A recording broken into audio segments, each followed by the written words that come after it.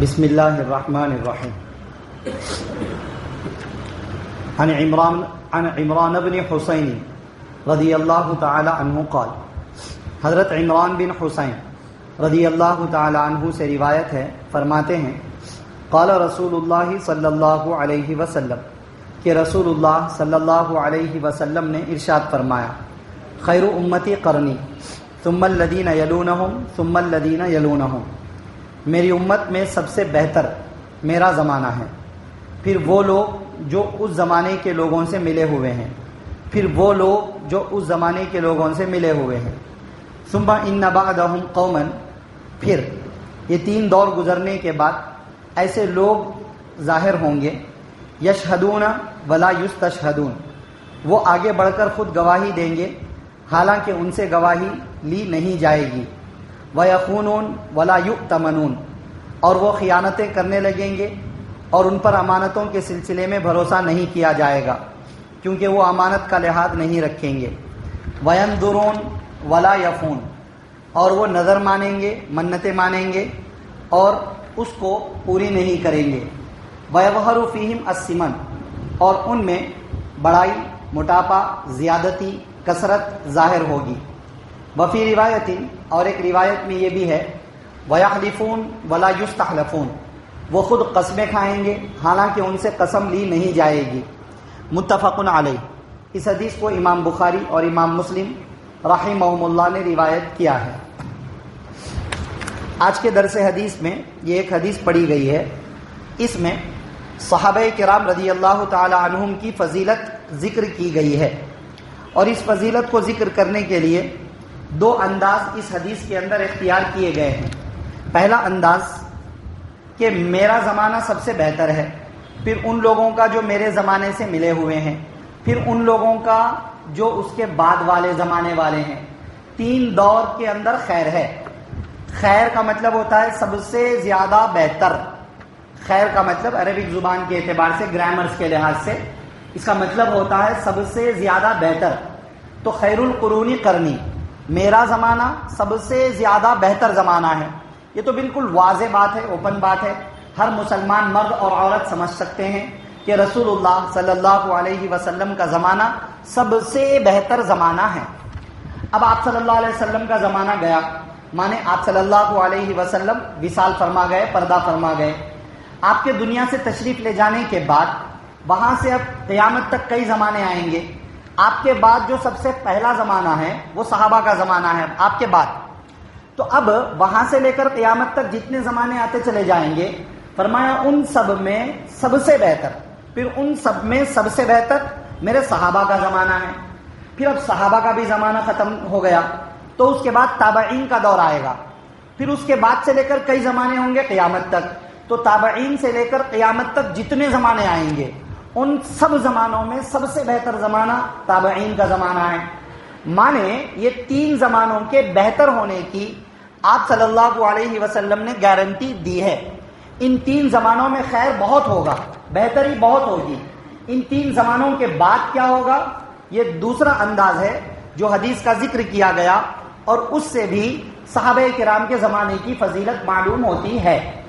پہلی بات، آپ صلی اللہ علیہ وسلم کا زمانہ سب سے بہتر ہے. یہ ہمیں سمجھ میں آنے والی چیز ہے کہ گویا کہ کائنات کا وجود ہی آپ صلی اللہ علیہ وسلم کے لیے ہوا ہے. گویا کہ کیونکہ آپ کی ہی نبوت قیامت تک چلنے والی ہے. اب آپ کے بعد کوئی نئی نبوت آنے والی نہیں ہے، صرف آپ کی نبوت و رسالت قیامت تک چلے گی. گویا کہ اس سے پہلے جتنے انبیاء کرام بھیجے گئے ہیں، ایک کے بعد ایک کے بعد تمام انبیاء کرام کا زمانہ ختم ہوا. آپ صلی اللہ علیہ وسلم کی نبوت ہمیشہ کے لیے ہے. تو آپ صلی اللہ علیہ وسلم کا وجود ساری امت کے لیے رحمت ہے. آپ صلی اللہ علیہ وسلم ساری امت کے لیے رحمت ہے. سب سے بہتر زمانہ ہے، بات بہت واضح ہے. اس کے بعد صحابہ کا زمانہ سب سے بہتر. کیوں صحابہ کا زمانہ سب سے بہتر؟ کیونکہ یہ وہ لوگ ہیں جنہوں نے ڈائریکٹلی نبی صلی اللہ علیہ وسلم سے دین لیا ہے. ڈائریکٹلی دین لیا ہے. اس کے اندر کوئی اپنی طرف سے چیزیں داخل کر دے، کوئی اپنی طرف سے دین میں کوئی نئی باتیں ڈال دے، وہ پاسبلٹی وہاں پر نہیں ہے. کیونکہ یہ صحابہ کا زمانہ ہے. صحابہ نے ڈائریکٹلی نبی صلی اللہ علیہ وسلم سے دین سیکھا ہے، پھر آپ کے دین کو قبول کر کے پوری امت تک پہنچایا ہے. پھر اس دین کے قبول کرنے کے لیے سب سے بڑا چیلنج صحابہ کے لیے تھا. اس کے بعد والوں کے لیے بڑا چیلنج نہیں ہے، کیونکہ ایک دین جب پہلی مرتبہ وجود میں آتا ہے تو اس وقت اپنے آباء و اجداد کے دین کو چھوڑ کر اس نئے دین کو قبول کرنا یہ بڑی مشکلوں والا دور ہوتا ہے، بڑی مشکلوں والا. تو صحابہ کرام نے وہ دور دیکھا ہے کہ ان کو گزشتہ کئی زمانے سے جو باپ دادا کا دین چل رہا تھا، مطلب شرک کا، بت پرستی کا، کفر کا، سب چھوڑ کر انہیں اسلام قبول کرنا تھا. یہ مشقت جو صحابہ نے جھیلی ہے وہ پوری امت کے بعد کے لوگ کبھی نہیں جھیل سکتے ہیں، کیونکہ اس کے بعد ماں کے پیٹ سے اسلام ملتا چلا جائے گا، ایک کے بعد ایک ماں کے پیٹ سے مسلمان پیدا ہوتے چلے جائیں گے. تو جو دور مشقتوں کا صحابہ نے دیکھا وہ کسی اور نے نہیں دیکھا، اس لیے بھی صحابہ کا زمانہ بہتر ہے. پھر صحابہ کرام رضی اللہ عنہم یہ وہ نفوس قدسیہ ہیں، یہ وہ بابرکت اور پاکیزہ شخصیات ہیں کہ جن کے فضائل اور جن کے حق ہونے کی گواہی اور جن سے رضامندی کا پروانہ اللہ رب العزت نے خود ہی ذکر فرمایا اور قرآن مجید کا حصہ بنایا. اس لیے بھی صحابہ کرام کا دور سب سے بہتر دور ہے آپ صلی اللہ علیہ وسلم کے دور کے بعد. پھر اس کے بعد تابعین کا زمانہ ہے. اب ظاہر سی بات ہے تابعین کا دور بھی خیر سمجھ میں آتا ہے ہمیں، ایک ہی واسطہ ہے بیچ میں، دو واسطے نہیں ہوں گے نبی صلی اللہ علیہ وسلم تک پہنچنے کے لیے. اور نارملی ایک واسطہ جو آتا ہے بیچ میں بات میں، اس بات کے ڈاؤٹ فل ہونے کے اندر شکوک شبہات کم ہو جاتے ہیں، تقریباً وہ بات یقینی ہوتی ہے، کیونکہ بھائی فلاں کی بات ہے، انہوں نے سنا اور میں نے آپ تک نقل کر دیا. ایک ہی واسطہ ہے بیچ میں، نارملی یہ بات غلط نہیں ہوتی ہے. مطلب تابعین کا بھی دور آپ صلی اللہ علیہ وسلم کے دور سے بہت قریب ہو گیا. ایک ہی آدمی کی واسطہ ہے بیچ میں، اس کے بعد ڈائریکٹ دین ہے، ڈائریکٹ آپ صلی اللہ علیہ وسلم سے لیا ہوا قرآن اور آپ صلی اللہ علیہ وسلم سے لی ہوئی حدیثیں ہیں. اب یہ تین دور تک تو خیر کی گارنٹی ہے. اب چوتھا دور آ گیا مان لو، چوتھے دور کے خیر کی گارنٹی کیوں نہیں دی؟ کیونکہ اب دو لوگوں کا واسطہ آ گیا بیچ میں. اب دو لوگوں کے واسطے کا مطلب اب آپ صلی اللہ علیہ وسلم تک پہنچنے کے لیے چین سسٹم بڑھ گیا. اب دو کم سے کم دو تو آدمی ہوں گے بیچ کے اندر بعد کے لوگوں کے لیے. اب دو آدمی کون ہیں؟ واقعتاً وہ صحابی ہے نہیں ہے، واقعتاً وہ تابعی ہے نہیں ہے، پہلے یہ تحقیق کرنی پڑے گی.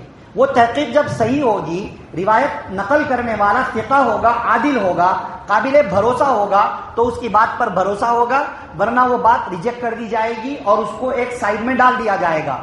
مطلب جیسے جیسے دور دور ہوتا چلا جائے گا ویسے ویسے دین کے بارے میں ڈاؤٹس پیدا ہوتے چلے جائیں گے کہ ارے صحیح ہے نہیں ہے، آپ صلی اللہ علیہ وسلم کی بات ہے نہیں ہے. اس لیے اس کے بعد کے زمانوں کی کوئی گارنٹی آپ صلی اللہ علیہ وسلم نے نہیں دی. چنانچہ ہوا دوسرا انداز جو آپ صلی اللہ علیہ وسلم نے ذکر کیا کہ ان کے بعد سے لے کر اب بعد میں قیامت تک ایسے لوگ پیدا ہوتے چلے جائیں گے جو آگے بڑھ کر خود ہی گواہی دیں گے، حالانکہ ان سے گواہی نہیں لی جا رہی ہے. یہ برائی ہے، ایک آدمی سے گواہی نہیں لی جا رہی ہے اور وہ خود آگے بڑھ کر گواہی دے رہا ہے، یہ برائی ہے. آپ صلی اللہ علیہ وسلم نے اس کو برائی میں ذکر کیا. اچھا، یہاں پر ایک اور حدیث سے ہمیں کنفیوژن ہوتا ہے، کیونکہ ایک حدیث ہے جس میں آپ صلی اللہ علیہ وسلم نے یہ بات ارشاد فرمائی کہ وہ شخص بہت بہتر ہے جو گواہی لیے جانے سے پہلے آگے بڑھ کر خود گواہی دے دے. اس کو آپ صلی اللہ علیہ وسلم نے بہتر شخص کہا. اور یہاں پر ہے گواہی لیے جانے سے پہلے گواہی دے دے تو یہ برے لوگ ہیں اور ایسا دور برا دور ہے. کیا مطلب ہے؟ اب ایک حدیث یہ بتا رہی ہے، کنفیوژن ہے. تو علماء کرام فرماتے ہیں کہ دو لوگوں کا جھگڑا چل رہا ہے، اس میں ایک شخص مظلوم ہے، اس کا حق مارا جا رہا ہے، اس کا حق دبایا جا رہا ہے، اس کے ساتھ زیادتی ہو رہی ہے. ایک تھرڈ پرسن ہے، تیسرا آدمی ہے، وہ جانتا ہے کہ اصل حق کس کا ہے اور اس کے پاس پروف بھی موجود ہے، اس کے پاس اور ثبوت بھی موجود ہے. یہ اگر آگے بڑھے گا تو ایک مظلوم کا حق اس کو مل جائے گا. ویسے بارے میں کہا کہ آگے بڑھ کر گواہی دے دو، خود گواہ بنو. اس میں جان پر مشکلیں آ سکتی ہے ظالم شخص کی طرف سے، جھوٹے شخص کی طرف سے. وہ مشکلوں کا خیال کیے بغیر چلے گیا عدالت میں اور وہ جا کر کے گواہی دیتا ہے تاکہ مظلوم کو اس کا حق ملے. کہا وہ شخص بہتر ہے اور وہ فضیلت والی حدیث اس کے لیے ہے. یہ جو برائی بیان کی گئی ہے یہ ان لوگوں کے لیے ہے جو پیسے لے کر جھوٹے گواہ بن رہے ہیں. ان کو گواہی کے لیے نہیں بلایا جا رہا لیکن آگے بڑھ رہے ہیں ہنس خود کہ میں گواہی دے دوں گا آپ کے معاملے میں. جھوٹی گواہی دینے والے لوگ. کہا یہ بہت بری بات ہے اور یہ برائی کی علامت ہے. دوسری چیز ذکر کی، امانتوں میں خیانت کریں گے لوگ، ان پر بھروسہ ہی نہیں کریں گے امانت رکھنے کے سلسلے میں. ایسے ہی ہو رہا ہے آج کل، اللہ رحم فرمائے. اب سوچ کر کے دیکھ لیجئے امانت کے بارے میں مسئلہ کیا ہے. اگر کوئی نوٹ ہمارے پاس امانت رکھاتا ہے 1 سال کے لیے، 5 مہینے کے لیے، 1 مہینے کے لیے، وہی نوٹ واپس کرنا ضروری ہے. اس کو ہم نوٹ بھی چینج نہیں کر سکتے ہیں. اتنا اہم ہے امانتوں کا لحاظ کرنا. لیکن کیا ایسی امانت داری ہو رہی ہے آج؟ جو نوٹ ہمارے پاس پہنچاتے ہیں کیا ہم ہمیشہ وہ نوٹ واپس کرتے ہیں؟ کیا چینج نہیں کرتے ہیں ہم؟ بالکل، یہ امانت میں پہلے درجے کی خیانت ہے. اب اگر کھا جائے، ہڑپ لے، وہ بہت بڑی خیانت ہے. آج تقریباً ایسا ہی ہو رہا ہے. اب کیا کرے؟ بعض مرتبہ ایسا ہوتا ہے نوٹ محفوظ رکھنا مشکل ہو جاتا ہے، تو کیا کرے؟ امانت رکھانے والے سے پرمیشن لے لے، اس کو بولے کہ بھائی آپ کے پیسے میرے پاس امانت ہیں، لیکن میں یہ نوٹ محفوظ نہیں رکھ سکتا، آپ کو جب بھی ضرورت ہے آپ لے لیجئے، یہ پیسے مجھے قرض کے طور پر دے دیجئے، پھر ہم نوٹ چینج کر سکتے ہیں، نوٹ یوز کر سکتے ہیں. بہرحال امانتوں میں خیانتوں کا دور آئے گا، اور وہ دور آیا اور آج بھرمار ہو چکی ہے امانتوں میں خیانت کی. تیسری چیز، نظر مانیں گے، پوری نہیں کریں گے. مطلب اپنے اوپر چیزیں واجب کر لیں گے، کر کے پورے نہیں کریں گے. کیا مطلب؟ جب مشکل آئی، مصیبت آئی، پریشانی آئی، بڑی اللہ سے نظریں مان لی، منتیں مانگ لی، سب کر لیا، اور جب اللہ نے راستہ کھول دیا، مشکلات کو دور کر دی، اب ہیلے ڈھونڈ رہے ہیں اس سے بچنے کا کیا راستہ ہے. ایسا کر لیے تو چلتا، ویسا کر لیے تو چلتا، اس میں ملا لیے تو چلتا، کرنا ضروری ہے کیا؟ یہ مسئلے آج بھی ایک بہت بڑا طبقہ ایسا کر رہا ہے. تب سے یہ فتنے اور برائیوں کا دور شروع ہوا اور آج اس کی کثرت ہو چکی ہے. چوتھی چیز فرمائی، ایسے لوگ آئیں گے کہ ان میں بڑائی کا شوق ظاہر ہوگا، موٹاپے کا شوق ظاہر ہوگا، کثرت کا شوق ظاہر ہوگا. یہ السمن ایک ورڈ ہے عربک زبان کا، اس کے کئی معنی آتے ہیں. اصلی تو معنی ہے موٹاپا، گوشت کی زیادتی. اب علماء کرام نے اس کے بہت سارے مطلب بیان کیے ہیں. ایک، موٹاپا ان میں عام ہو جائے گا، موٹے موٹے لوگ ہو جائیں گے. کیا مطلب ہے اس کا؟ مطلب حرام کھاتے کھاتے اپنا گوشت بڑھا لیں گے، جسموں کا، اپنے جسموں کا گوشت بڑھا لیں گے، مطلب حرام کثرت سے کھائیں گے. یہ بتانا مقصد ہے ایک. دوسرا، کوئی حلال کھا کے موٹا ہو جائے تو وہ اس برائی میں داخل نہیں ہے. بات سمجھ میں آ رہی ہے نا؟ تو حرام زیادہ کھایا جائے گا، ایک مطلب یہ ہے. اور دوسرا مطلب یہ ہے کہ وہ بڑائی جتائیں گے، بڑائی، تکبر ان کے اندر ہوگا. جو نہیں کرتے ہیں وہ ڈینگے ماریں گے، ایسا کر دیا میں، ویسا کر دیا میں، کیا سمجھ رہے میرے کو، میں ایسا آدمی ہوں، میں فلاں ہوں. یہ چیز لوگوں میں پیدا ہوگی. آج ڈینگوں کا دور عام ہو چکا ہے. پھینکتے ہیں ادھر ادھر کی باتیں، اپنے تعلق سے، اپنے خاندان کے تعلق سے، اور ظاہر تو ایسا بناتے ہیں کہ کوئی بہت بڑا لکھپتی، کروڑ پتی ہے، حالانکہ ان کی حیثیت دیکھو تو وہ بھی نہیں ہے. بلا وجہ کے اپنے آپ کو جھوٹا ظاہر کریں گے، جھوٹا. یہ بھی قیامت کی علامتوں میں سے ہے اور برے دور کی نشان اور نشانیوں اور پہچان میں سے ہے. اور ایک چیز بتلائی، قسمیں کھائیں گے، حالانکہ ان سے قسم نہیں لی جائے گی. بھئی مقدمات وغیرہ کے معاملے میں، جھگڑوں میں، عدالتوں کے معاملے میں بہت ساری مرتبہ قسم لینے کی ضرورت پڑتی ہے، لیکن آگے بڑھ کر جھوٹی قسمیں کھائیں گے اور جھوٹی قسمیں کھا کے اپنے مقاصد پورے کریں گے اور اپنے ناجائز ارادوں کو پورا کرنے کی فکر کریں گے. جھوٹی قسموں کا دور بھی عام ہو جائے گا. الغرض بتانا مقصود یہ ہے کہ سب سے بہتر زمانہ آپ صلی اللہ علیہ وسلم کا زمانہ، پھر صحابہ کا زمانہ، پھر تابعین کا زمانہ. ان 3 دور کے بعد کے زمانوں کی کوئی گارنٹی نہیں ہے.